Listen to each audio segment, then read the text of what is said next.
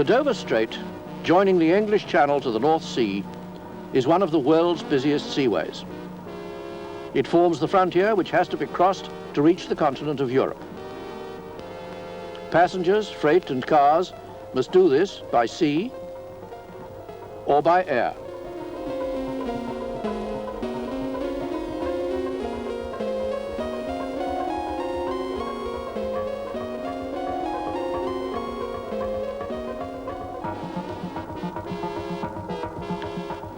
The need to embark and disembark, to load and unload on both sides of the frontier, all these transshipments and changes of vehicle often make it a time-consuming and expensive business. They could be eliminated if this unpredictable and often stormy strait were bypassed. Since Napoleon's day, people have had schemes, some mad, even comic, but mostly impractical, for driving a tunnel underneath its treacherous, shallow waters. Now, with today's technology, a start has been made. Designs have been prepared, surveys of possible lines, and engineering and economic studies have been carried out. The old idea of a bridge was considered afresh as an alternative and discarded as far too costly and too hazardous for shipping. Geological sampling indicates that the most satisfactory proposition is a bored tunnel which can be cut entirely in the lower chalk. The British portal will be at Cheriton, north of Folkestone, and the French one at Fréthun, near Sangatte, not far from Calais. The British and French governments signed a treaty in November 1973 to enable initial engineering works to be carried out. The cost of these and eventual construction costs will be met by capital raised in Britain and France. Technical studies have already shown that it must be a railway tunnel using 25 kV electric traction. It will link Britain's railway system with the railways of France, and so of all Europe, with through trains, both passenger and freight. Drive-on, drive-off ferry trains working between terminals at each end of the tunnel will cope with road vehicles and their drivers, passengers and loads. An Anglo-French public authority will administer the tunnel and the ferry train terminals. It will own the ferry trains and derive its revenue from them. British Rail and SNCF will be responsible for the operation of the ferry trains as contractors to the authority.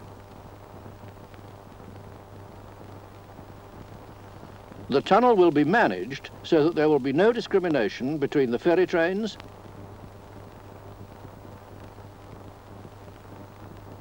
and the through trains between industrial Britain and the centres of trade and commerce in Europe. Freight and passengers moving without transshipment or change of vehicle across frontier after frontier over distances of many hundreds of miles. Already, some national customs barriers have been opened by international agreements so that inspection is carried out only at the start and finish of journeys. Now, unrestricted traffic movement across the frontiers of Europe is becoming a reality. It is certainly in the interests of Europe as a whole for the railways to achieve services that are as rapid and far-reaching as possible. During the last 5 years, the amount of passenger traffic across the Channel increased by about 40% and may be expected to do so again in the next 5 years. Freight cross-channel has increased in a similar way and will increase again in a similar way. The same is true of car traffic. At present, more passengers go by air than rail-sea-rail. By 1980, this might well be accentuated. But with the tunnel, things could be different. At today's train speeds, the time, say, from Newcastle to London is 3 hours 35 minutes. With the tunnel open, the journey from London to Paris will scarcely take any longer. and city centre to city centre will only be a little slower than the airlines, taking into account their bus journeys at either end.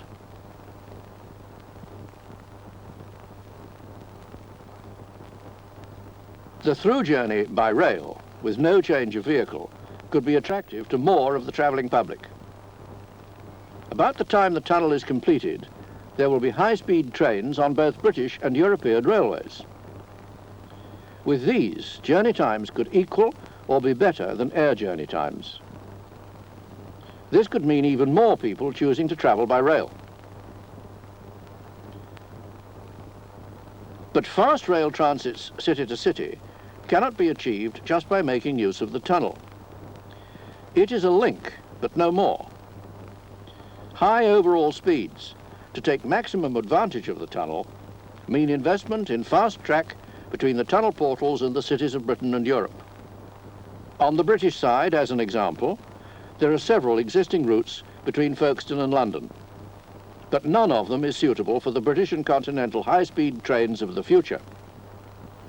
Confined bridges, sharp curves, tunnels unfit for long and high continental rolling stock, crossovers quite unsuitable for 150-mile-an-hour trains. Most of these routes could be ruled out from the start. The scheme that has now been accepted links the tunnel mouth with the long straight stretch from Ashford to Edenbridge and follows the Oxted route to Croydon. To allow high-speed trains to use separate tracks, widening will be needed over much of the route and short stretches of new track bypassing both Ashford and Oxted itself. Then there's the question of a London terminal. Traditionally, continental services have used Victoria.